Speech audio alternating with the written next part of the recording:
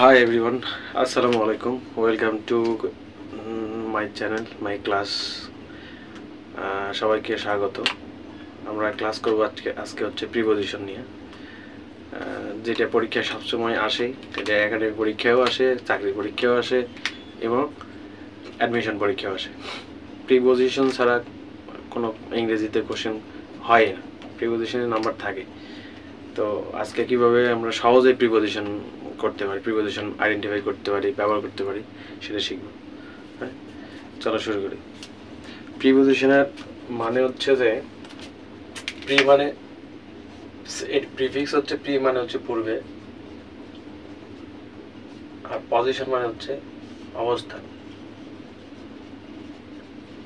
প্রিপজিশনের কাজ হচ্ছে কোনো নাউন বা প্রোনাউন, নাউন ফ্রেজ বা জেরান্ড এর সামনে বসে এবং আগের শব্দের সাথে এর সম্পর্ক তৈরি করবে। এই হচ্ছে প্রিপজিশনের কাজ। নাউন, প্রোনাউন বা নাউন ফ্রেজ বা জেরান্ড এর সামনে বসে আগের যে শব্দ বা আগের যে ওয়ার্ড, সেই ওয়ার্ডের সাথে সম্পর্ক তৈরি করবে। এটি হচ্ছে প্রিপজিশনের কাজ। যেরকম the name of my father is Nazrul Islam. তো এখানে মাই ফাদার একটা ফ্রেজ, তো এখানে ফাদারের আগে বসতে হচ্ছে অফ প্রিপজিশন। এর সম্পর্ক তৈরি করতেছে কি, কার নাম, দ্য নেম, কার নাম, মাই ফাদারের সম্পর্ক তৈরি করতেছে অফ দিয়ে। অফ মানে হচ্ছে my, the name of my father মানে আমার বাবার নাম হচ্ছে নজরুল ইসলাম। তাহলে সম্পর্ক তৈরি করতেছে কার সাথে, নেমের সাথে। এই হচ্ছে প্রিপজিশনের কাজ। প্রিপজিশনের কাজ হচ্ছে সামনের শব্দের সাথে পরের শব্দের সম্পর্ক তৈরি করা। তো আর প্রথম যে প্রিপজিশন নিয়ে আমরা কথা বলবো সেটা হচ্ছে যে ইন এবং অ্যাট। এই দুইটা সিমিলার মানে মিনিং নেই। সিমিলার মিনিং মানে একই রকম। যদি বড় কোনো স্থান হয় সেক্ষেত্রে ইন বসে আগে, বড় স্থানের আগে ইন বসবে, এবং ছোট স্থান যদি বসে সেই স্থানের আগে বসবে অ্যাট। যেরকম I live at Gulshan. Gulshan হচ্ছে ঢাকার একটা জায়গার নাম, আর ঢাকা হচ্ছে একটা সিটি, যেটা বড়। গুলশান তার ভিতরে একটা জায়গা। গুলশান, বনানী, বাড্ডা এগুলো হচ্ছে ঢাকার বিভিন্ন স্থানের নাম। তো ঢাকা যেহেতু বড়, সেই জন্য বসবে হচ্ছে ইন, আর ছোট স্থানের পরিবর্তে ছোট স্থানের সামনে হচ্ছে বসবে অ্যাট। এই হচ্ছে বড় স্থান আর ছোট স্থানের ক্ষেত্রে। যদি সময়ের ক্ষেত্রে যদি বোঝাই, সেক্ষেত্রে ছোট সময়ের ক্ষেত্রে হচ্ছে অ্যাট, আর হচ্ছে যে বড় সময়ের ক্ষেত্রে হচ্ছে in.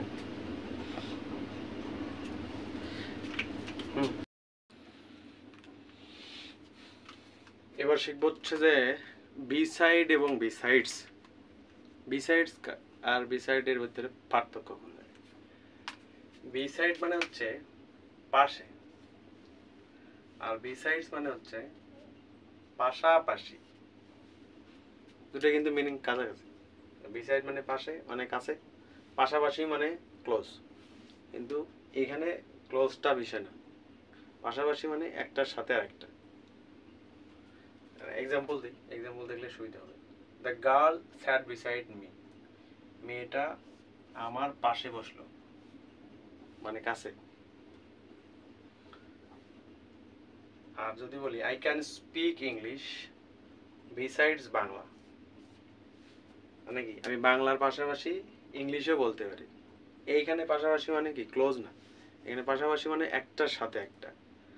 I can play hockey besides football, মানে কি আমি ফুটবলের পাশাপাশি হকি খেলতে পারি। হ্যাঁ, এই হচ্ছে বিসাইড এবং বিসাইডস এর ভিতরে পার্থক্য। ক্লোজ না, একটার সাথে একটা। ক্লোজ মানে কি, পাশাপাশি মানে এই যে এটার সাথে এটা হচ্ছে যে নীল কালার, এটা ব্ল্যাক কালার। এটা যদি কাছাকাছি রাখি সেটা হচ্ছে বি সাইড, এটা হচ্ছে বি সাইড। আর বি সাইডস হচ্ছে যে আমি নীল কলমের মানে নীল কলম দিয়ে লিখি, পাশাপাশি লাল কলম দিয়ে লিখি, এই হচ্ছে পাশাপাশি। হ্যাঁ, তো এই হচ্ছে ব্যাপার।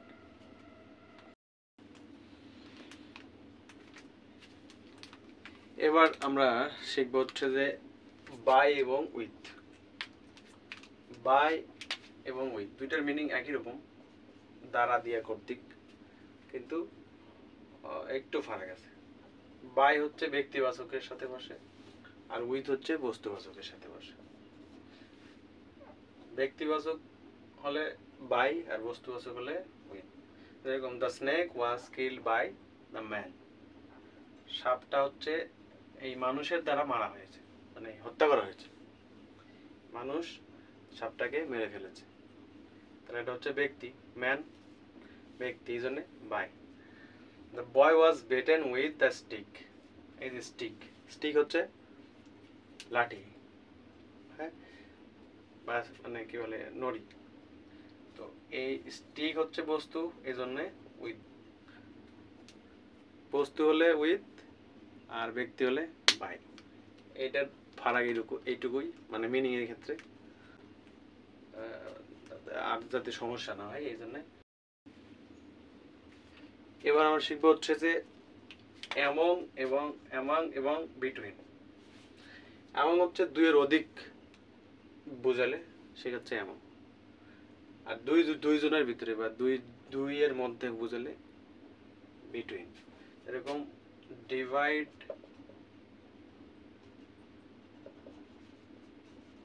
The mango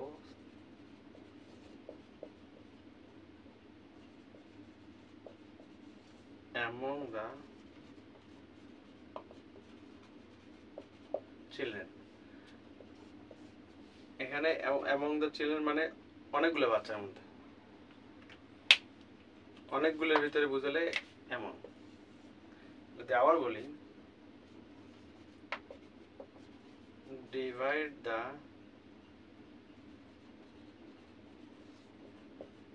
mangoes between the boys, মানে কি দুইটা বালকের ভিতরে আমগুলো ভাগ করে দাও। বিটুইন বললে দুই, আর অ্যামং বললে দুইয়ের বেশি। এই হচ্ছে অ্যামং এবং বিটুইনের মধ্যে ফারাক। এবার শিখবো আমরা হচ্ছে সিন্স এবং ফর। সিন্স এবং ফর, সিন্স এবং ফর। সিন্স হচ্ছে পয়েন্ট অফ টাইম।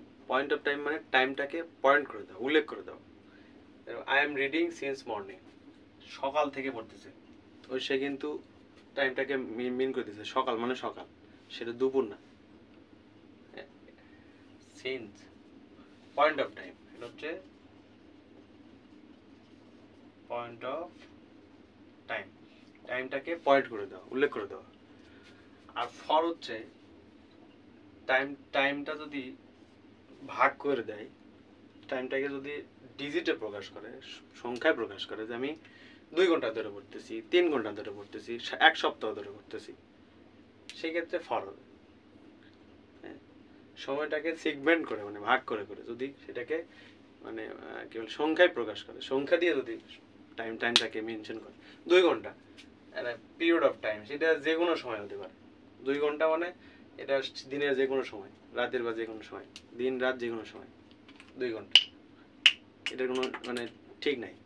কিন্তু টাইম যখন পয়েন্ট করে দেয় তখন সেটা হচ্ছে সিন্স ভাষা। সকাল মানে সকাল, বিকেল মানে বিকেল, দুপুর মানে দুপুর, সেই ক্ষেত্রে সিন্স। এবার শিখবো হচ্ছে যে ইন এবং উইদিনের ব্যাপার। ইন এবং উইদিন কিভাবে ব্যবহার হয়, কিভাবে বসাবো। ইনও মানে ভবিষ্যতের সময়কে বোঝায়, আবার উইদিনও বোঝায়। ইন হচ্ছে একটা সময়ের মধ্যে যদি আমরা মানে এই করি, সময়টাকে মানে এটা একটা লেভেল ধরে, যে এই থেকে এই পর্যন্ত এখান থেকে এই পর্যন্ত ভিতরে আসবে সে, এটা যদি টাইম ধরে নেই, তাহলে এখান থেকে এই পর্যন্ত হচ্ছে 60 মিনিট, টোটাল হচ্ছে 60 মিনিট। এই 60 মিনিটের ভিতরে সে আসবে, 60 মিনিটের যে কোনো সময় আসতে পারে, সে 2 মিনিট পরে আসতে পারে, 2 মিনিট পরে আসতে পারে, 4 মিনিট পরে আসতে পারে, 5 মিনিট পরে আসতে পারে। 1 ঘন্টার সময় দিয়েছে মানে 1 ঘন্টার যে কোনো একটা সময় আসতে পারে। এটা হচ্ছে in. I will come in an hour মানে আমি 1 ঘন্টার ভিতরে আসবো, মানে 5 মিনিট, 10 মিনিট, 15 মিনিট, 20 মিনিট যে কোনো সময় আসতে পারে। কিন্তু কেউ যদি বলে I will come within an hour, তার মানে ধরে নেওয়া লাগবে সে 60 মিনিট পড়তে, মানে 1 ঘন্টা তো 60 মিনিট, 60 মিনিট পড়তে লাস্ট মোমেন্টে আসবে সে, মানে 2 মিনিট আগে আসবে বা 1 মিনিট আগে আসবে। 1 ঘন্টা পূরণ হতে যদি 1 মিনিট বাকি থাকে, সে 1 মিনিট আগে আসবে, এটা হচ্ছে উইদিন। আর যদি বলে 1 ঘন্টার ভিতরে যে কোনো সময় আসবে, তাহলে ইন। ইন এবং উইদিনের মধ্যে ফারাক এই জায়গায়। হ্যাঁ, এই হচ্ছে ব্যাপার।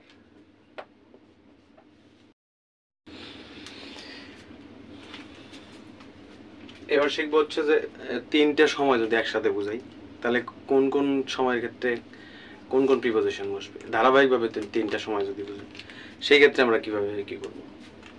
এরকম I will come at 6 PM on 23 January 2026। এক্ষেত্রে এ একটা সময়, এ একটা সময়, এ একটা সময়,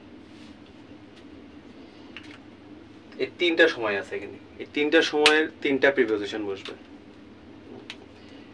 3টা প্রিপোজিশন হচ্ছে নির্দিষ্ট সময় বোঝায়, যদি নির্দিষ্ট সময় নির্দিষ্ট করে বোঝায় তখন সেই ক্ষেত্রে অ্যাড বসে। সেই সময়ের ক্ষেত্রে যেরকম 6 PM এটা পয়েন্ট অফ টাইম, মানে একবারে নির্দিষ্ট করা, যে 6টার সময় আসবো আমি, এটা হচ্ছে নির্দিষ্ট।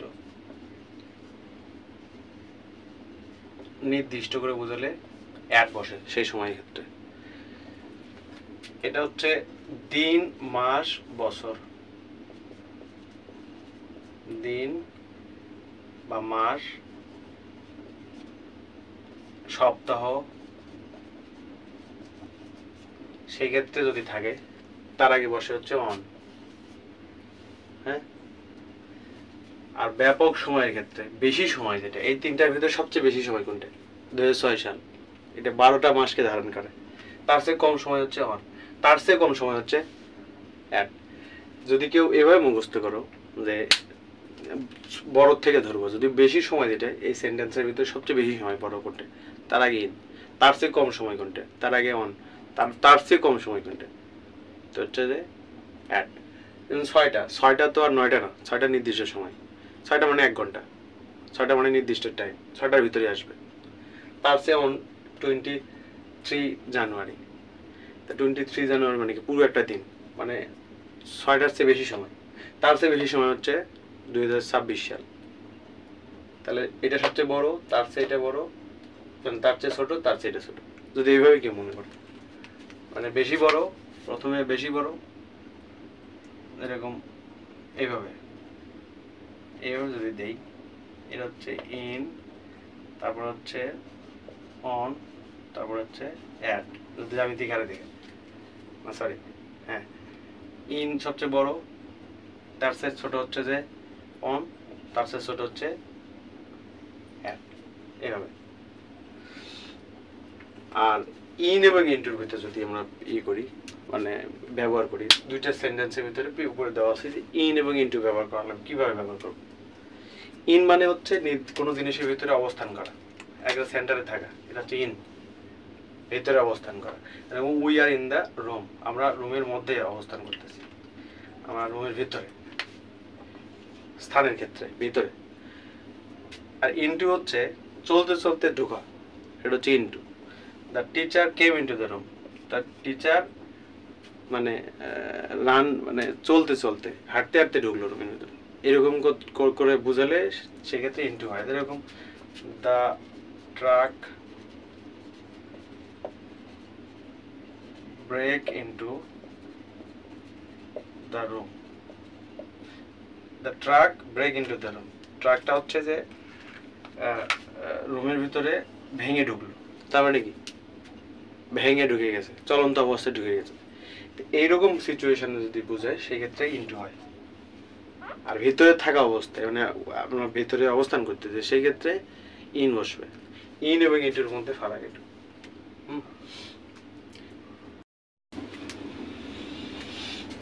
সীমানার ভিতরে যদি বোঝায় কোনো জিনিসের সীমানার ভিতরে সেক্ষেত্রে ইন।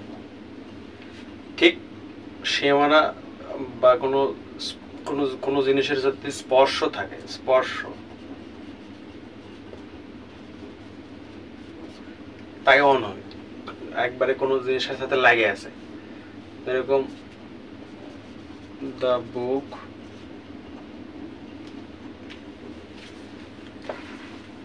অন দ্য টেবিল,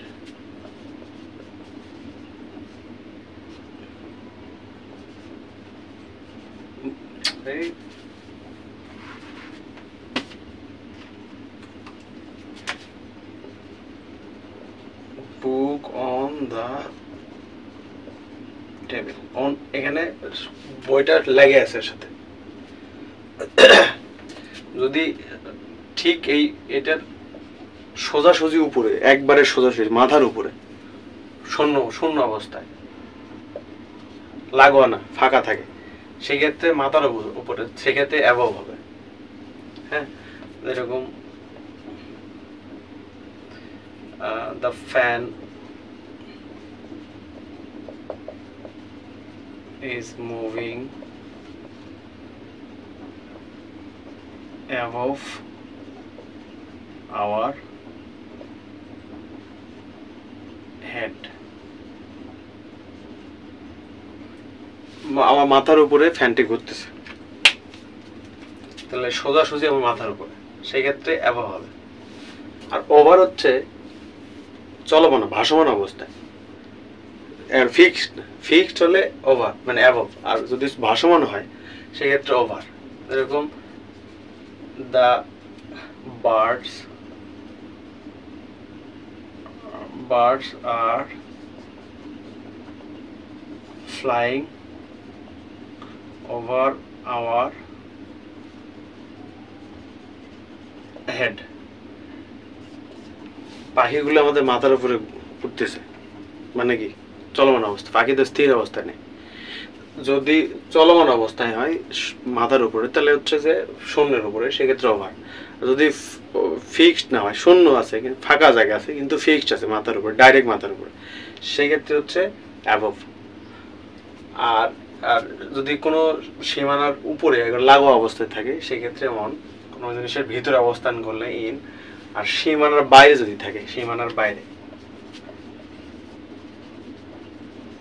সীমানার বাইরে সেক্ষেত্রে টু। এই হচ্ছে ইন, টু, অন, অ্যাবভ এবং ওভার। হ্যাঁ, এই হচ্ছে এর ব্যবহার।